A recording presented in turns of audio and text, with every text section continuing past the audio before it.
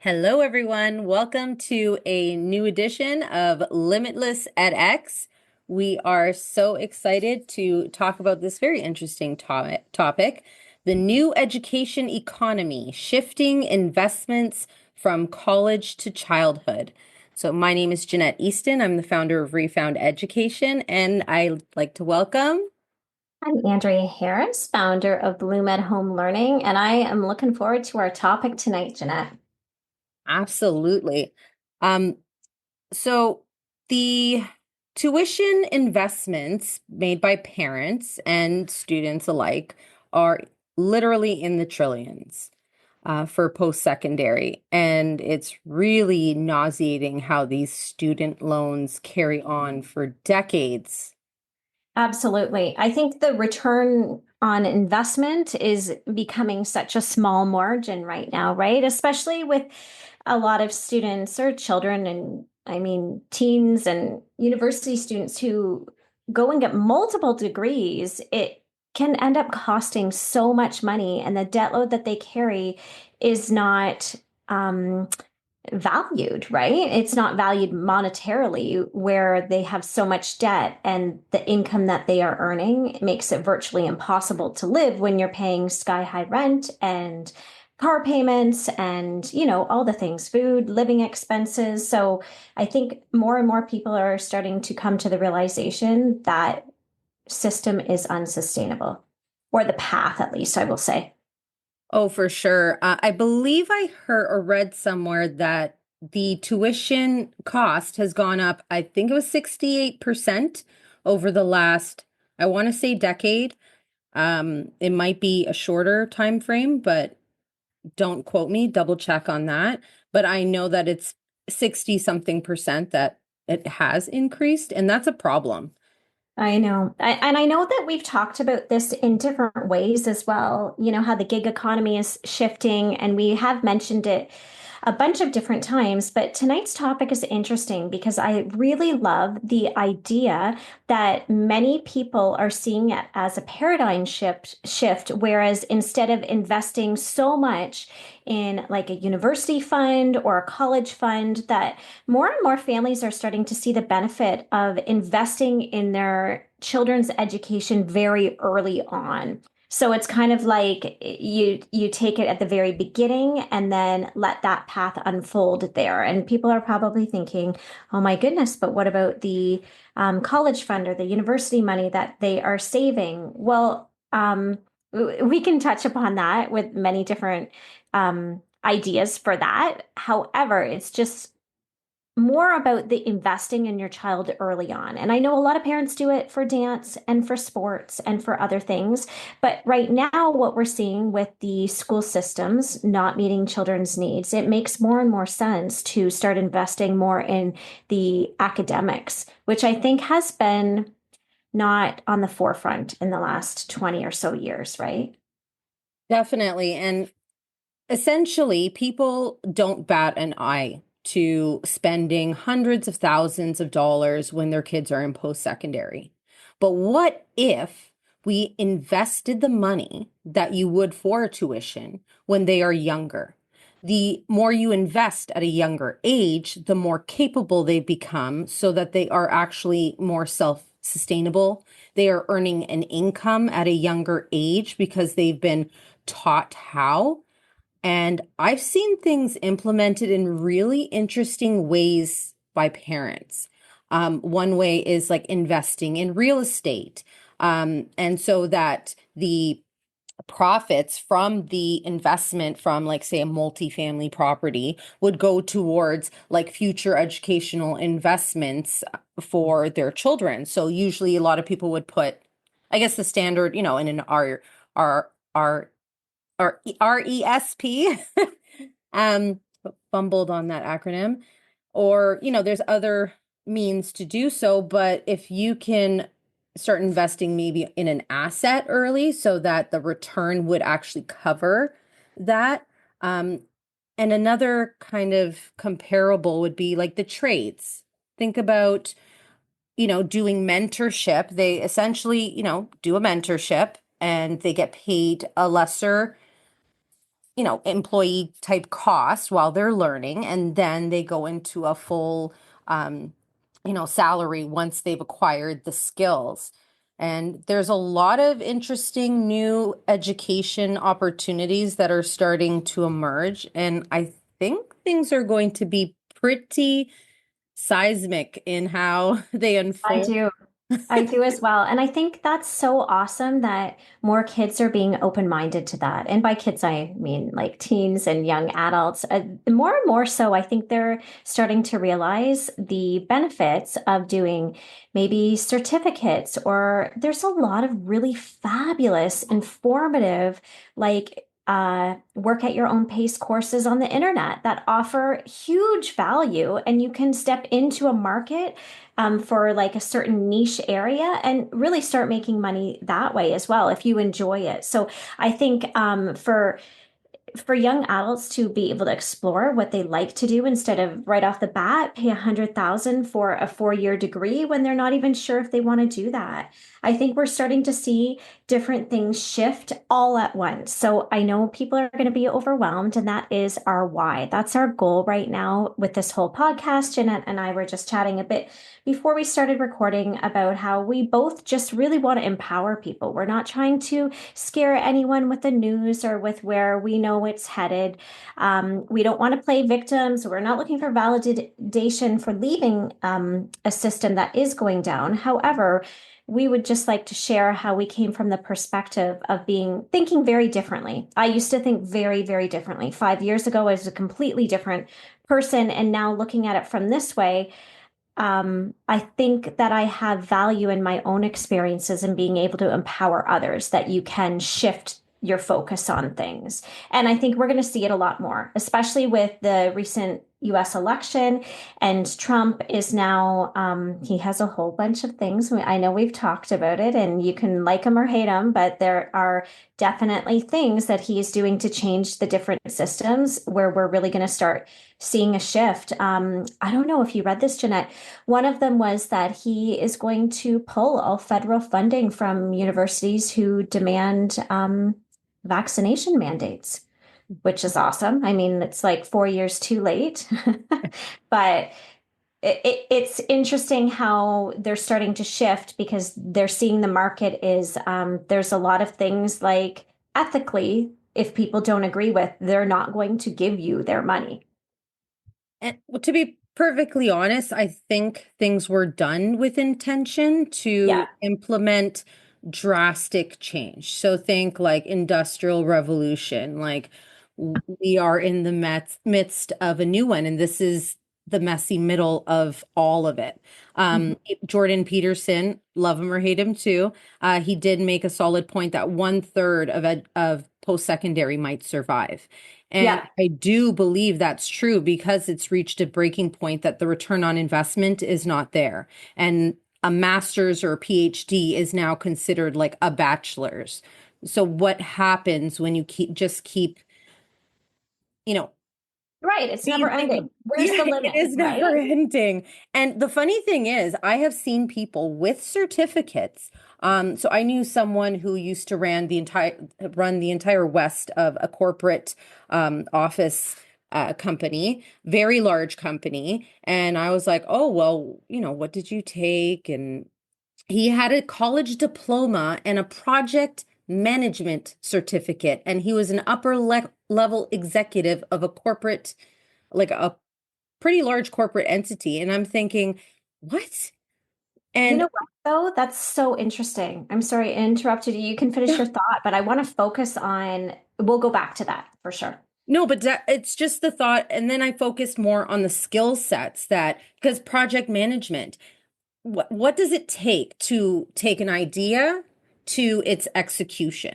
The process, the organization behind it. A lot of people don't know how to do that. Even educators, for example. That's one of the workshops I'm going to do next because, I'm doing some of these webinars for teaching educators how to open up a school or a learning program, and they are getting rejuvenated and excited about what they could do, and they don't even realize they can achieve this.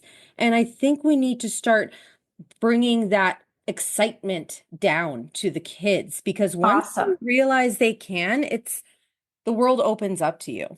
Absolutely. I think people are in a freeze mode. And truthfully, I was there too. I couldn't see a way out, but I just knew that the way we were headed, especially with online learning, there was no delineation between your personal time and your teaching time, especially when parents were emailing very early in the morning and very late at night. And yes, I know you can ignore emails and have office hours, but in terms of like just I think that's everywhere now, though, right? With your cell phone, there, when people are off work, unless you have a 9 to 5 job where you're paid by the hour and you can clock out and nobody has the right to call you and ask how to, perform a certain job at that level, then you're on the clock.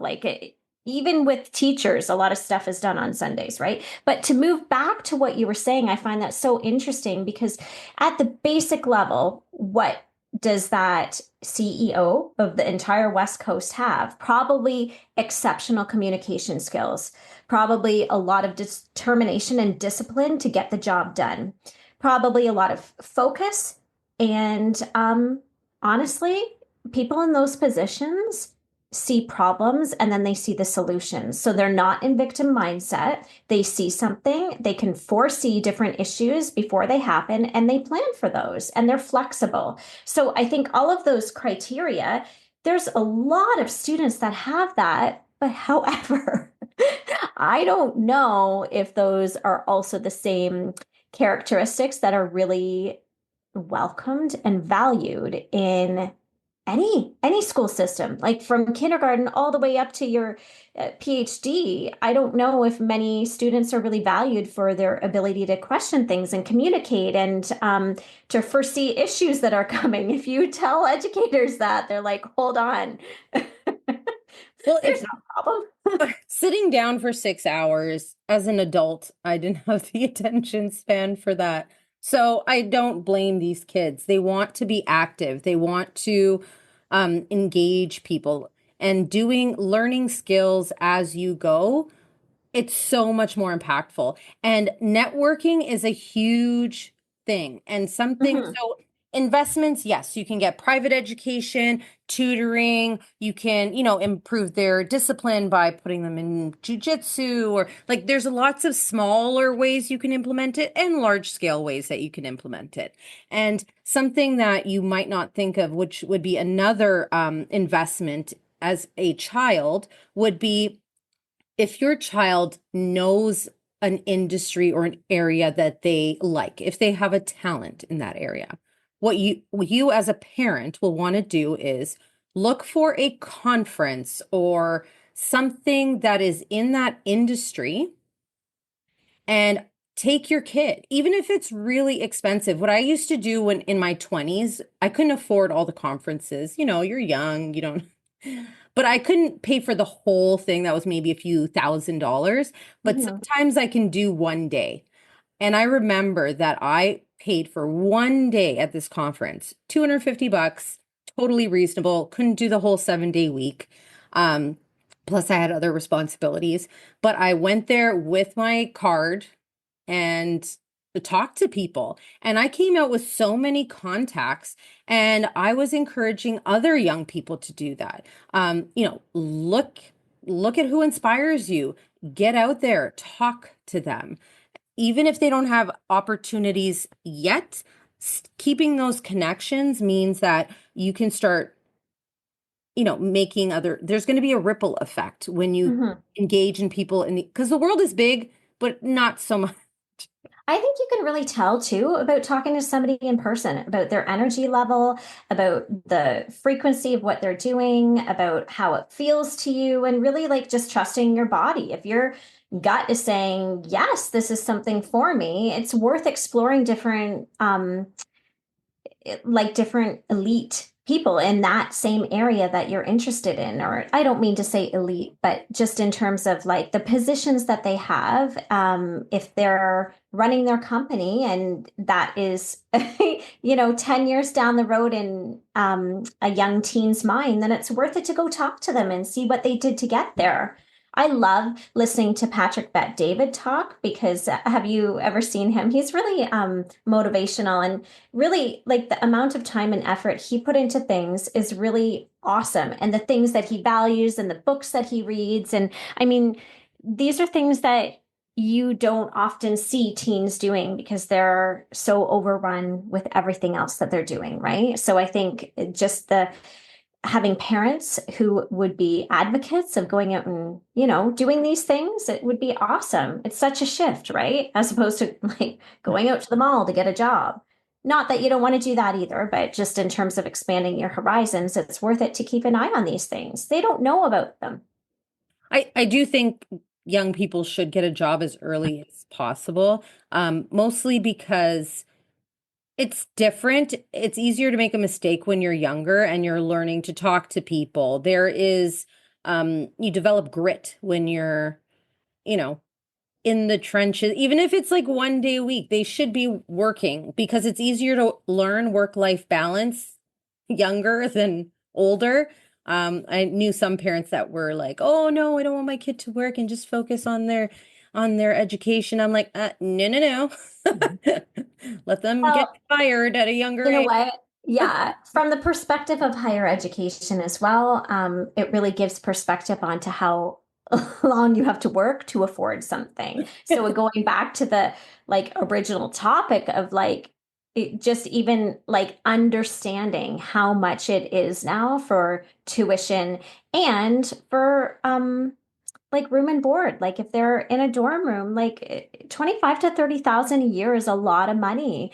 And to have kids start to value that, it's going to be a huge awakening to them onto the value of money, right? Not saying everyone has to, but it just can be valuable. And I think in terms of like the shift from higher education to investing more in younger children, it really helps out to be able to showcase all those different conferences that you can go to and like really highlight those skills early on as well.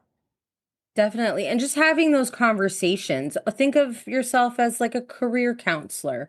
Like, Mhm. what are their interests in? Where do people like that hang out? Where can, try and create a path with some guidance and direct them where they need to go. And there's a new guy that's called Hard Knocks, is it Hard Knocks Mentorship, I think?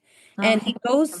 he goes around and interviews like millionaires, billionaires, people with a lot of money and influence, and it's he pursues them assertively, not aggressively, for an interview, and it's like in 60 seconds, um give me some information they don't teach in schools and yada yada, and he really dives into it and has all these people with higher level intellectual knowledge or acumen to, and he has them mentoring young people, which is a really fantastic concept because when you invest younger, they can start to make money earlier in life, which is a tool, and learn how to build value to acquire money and learn how to manage that money, becoming self-sustainable at a younger age. And they're starting to be around people that, because your reference group also has a major influence on who you will grow to be. So if you're shifting some of their, habits so that they're hanging around uh, people that are in the same, aligned future Mindset. path, Yeah, exactly, yeah, um, things will start to change naturally for them. absolutely. I think too, touching just on in terms of um, aligned values as well. Like that goes back to a lot of Canadian universities are making some changes that parents especially are not aligned to, right? Like I can speak to many, many different issues. For example, just today, I saw a post on Instagram about how the University of Manitoba, I believe, or it could have been University of Winnipeg, I'm not sure, but had a DEI practice where they had a special lounge for the BIPOC community. And I am just saying that I think that not all parents would agree with something like that, right? So I think there's different policies going in at all different levels of the school system, right? Like in kindergarten, there's different things being taught all the way up to university. And I think everyone kind of knows who is listening to this conversation. It's very, very popular in universities right now, right? Popular is in they're pretty woke. So just even in terms of what happened in 2021, my um my love was University of Western Ontario. Well, now it's Western, but I went there. My parents went there. My grandfather went there. And when I saw Dr. Julie Panesi lose her job because she, as an ethics professor, ethically had questions about the vaccine mandate, I was like, I don't want another dime of my money to ever go to Western because of that, because I was just so heartbroken about where their values were aligning. So I think in terms of the bigger picture, um, do we really, there are many families who don't want to invest in those same universities that are making um, different policies, different ways of thinking, right? Um, I'm going to say something that could get me canceled, but I kind of don't care. Um, the social justice area of study is pointless.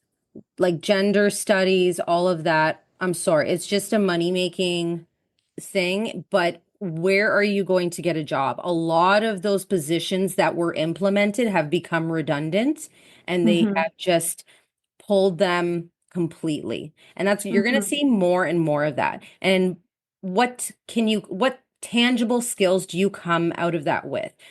Someone with a gender studies background, I'm sorry, you're going to end up with a job at Starbucks is the best scenario because a lot don't focus on the social justice ideas for employment or areas of study. Focus on tangible skills that are needed. Like you Mm-hmm. cannot go without. Like you need people to work the numbers. You need people in HR. You need people in critical points of infrastructure where if it's not present, things would fall. That would be a better investment of like people's money in terms of acquiring skills than and the best way to do that, starting childhood, anything that promotes communication, how to debate without losing I your was going to say temper. that debate club and like different, like really those organizations who run those types of clubs they can be quite affordable. And I think debate is a really good one. And I don't think it's wrong to say that there are some degrees, and regardless of, if you're listening and you have one of these degrees, please don't take offense. But in the long term, right? We're moving into an age where you and I have talked about how AI is going to take over. I know. People have different numbers in their head, but the numbers are more than 60% of jobs in the future. By the 2030s are going to be taken over by AI. So in terms of just some foresight into where we're headed, regardless of whether you measure success in money, and I do not. I think success comes from happiness. However, I do think money gives you the freedom of time, which is what everyone's goal is, right? My goal is freedom of time. I know a lot of people that have the same goal, right? It just gives you freedom to make the choices that you would rather have, as opposed to somebody who's working three minimum wage jobs just to make ends meet. They don't have a lot of freedom. So, in terms of looking at that from the end goal, where do you want to go to achieve that? And I think that taking certain degrees or supporting policies that don't make a lot of sense and focus on being victimized, and not that there aren't victims, but the focus of always having the thought that you are being victimized, I think brings more of that to you. So it's more of an empowerment, right? We want to empower kids and teens and young adults to be able to get excited about all the things that they're interested in and really dive into that, because that's going to give them the long-term focus and perseverance to be able to make it through, challenging times in setting up a business or getting to the goal in your career that you want to get through. If you're not motivated, they're not going to have that same drive. Definitely. And a good thing to do is you kind of mentioned earlier, but like kind of working backwards. What kind of life do you want? Mhm. Like the house that you want, the car that you want, how much does it cost to feed a family? What does it cost for groceries? And then looking at your talents, skills, the demands for the job, and finding like sometimes you have to meet in the middle between your passion and what will actually provide for you and your family. And you find a way to meet in the middle, or maybe one has to be a major hustle and one needs to start as a side hustle until it's can elevate you to the point where it can become your main hustle.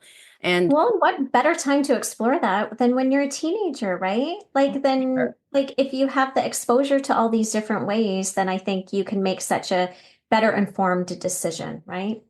and just getting used to failure. Fail often, fail. Absolutely. And Mistakes grow our brain. We used to talk about all that in to my students all the time because there's a lot of students who are still like kids, children who are chastised and shamed for making mistakes, and that's like our biggest learning, right? Like look at all the amazing super geniuses out there, and all of their mistakes turned out to be like such catapults for the most amazing inventions. oh, for sure. And kids are just the fixation on being right or wrong, and it's so much more about the process, the progress. What are you getting out of it? I remember how they were so rigid. I gave the kids a piece of paper. They're like, "What do I do? Where do I start?" Da, da, da. And I was like, "I want you to take your pencil and scribble on the page." They're like, "What?" And it's so their fixation was that, and the lesson in a nutshell was like let's think about how we show information, right? Mhm. Don't always have to be told how to show it, and showing them the process and that it's okay to make mistakes. um and you can just Absolutely. work around the scribble or incorporate the scribble. And reaching out too, like just getting used to reaching out and being like, hey, I'm really interested in this area. Where could I go to get more information about it? I think kids nowadays are so much more resourceful than we give them credit for, especially teens and young adults, into being able to navigate and search for things that they are interested in. It's just that paradigm shift of being uncomfortable with not putting the degrees on a pedestal when the degrees are kind of crumbling. The degrees And are not the pillars that they used to be. for sure. And yes, of course, the industries that are more highly regulated, it's there's different approaches to take. Um, Mhm. And even in within those highly regulated industries, there is wiggle room. There are people that have approached certain industries in very creative ways and found um, just a way to ebb and flow in a way that makes them comfortable. Like I know a lot of people, because of what happened in the medical industry, they had to maybe give up their licenses or that kind of thing. And then they focused on more preventative type of health where Absolutely. You Mhm. know what? That could actually be a whole podcast. And I know we're nearing the end, but that should be a whole podcast on how that is actually the direction we need to go. Because if the healthcare system is crumbling, and we all know it is, I don't think there's any single person in Canada that thinks like going to the emergency room and waiting 30 hours is acceptable, right? Like anyone who has a sick child and they can't get in to see their pediatrician for like a month. If your child has an earache, oh my goodness, are you kidding me? And then the walk-in clinics are full, and then you have to go for 3 days in a row to wait in line to even get your name in a queue. Anyway, I could go on and on and on about that and the wait times for everything and like all of that. It makes so much more sense to focus on the prevention and to focus on how to stay healthy versus what to do when you get sick. And we will always need the emergency providers, right? We always need somewhere to go when we are sick, but just more of a focus on um, what you can do, like the solutions you can do before that. That it opens up a huge area. I think healthcare is going to be $1 billion industry, right? Pretty sure it's in the trillions Yeah. actually. Yeah. But Yeah, hopefully the naturopathic side of things will be amplified, which would be really nice, at least for the future of our children. And to everyone listening, don't worry about jobs being taken over. New opportunities are going to emerge, and tell your child that they can create their own job. Tell yourself you can create your own path, your own ideas. There are really no limitations on the level of creativity you can implement into this world. Like, there is no box. Forget about, absolutely. right? Like, a lot of people are like, oh, outside of the box. I'm like, forget outside of the box. There is no box. There Um, is but when you see no box, how do you narrow your perspective, right? And that's what a lot of parents can do for even their teenagers, you know, and they're really good at researching. Give them purpose and show them how to use tools with effectiveness. So, okay, this is your industry. Find someone, go on LinkedIn. Let's develop your profile. Say that you're a student. Let's find people that are in that industry. And yeah, just keep them on track. You are your child's biggest, I guess, mentors. advocate. Yeah, absolutely. And your kids trust you and you have their best interests more so than anyone else on the planet, right? So we all want to empower parents and also empower students and just even being able to have a conversation about the shift of higher education towards maybe investing more so when kids are little and throughout their teen years as well is such an important topic. And thank you for everyone who joined us today. We are always welcoming comments and conversations about future topics. I think we touched on so many today. Mhm. And just to highlight again, Jeanette's going to go blush. You can't see her, but she has developed some fabulous programs as well. So reach out to Jeanette from Refound Ed. Honestly, if you are a teacher or an EA or anyone working in education who's feeling the effects of what's going on in the system, she has been a fabulous resource to just inspire and empower others to be able to step outside of that and dream big and just get excited about things again, right? There's lots of ways that you can do it where you don't necessarily have to leave the system right away, but you can start doing things that bring you joy again. And she has all the details about that. So thank you again for joining us today. And just so you know where to go, check out under professional development for www.refounded.ca. And if you go to our social media accounts, the links are in the bio and all the things. And of course, just send us an email, info@refounded.ca too. And if I can't help you, we know someone who can, because if we do it together, anything's possible. Absolutely. Thanks. Take care. Bye.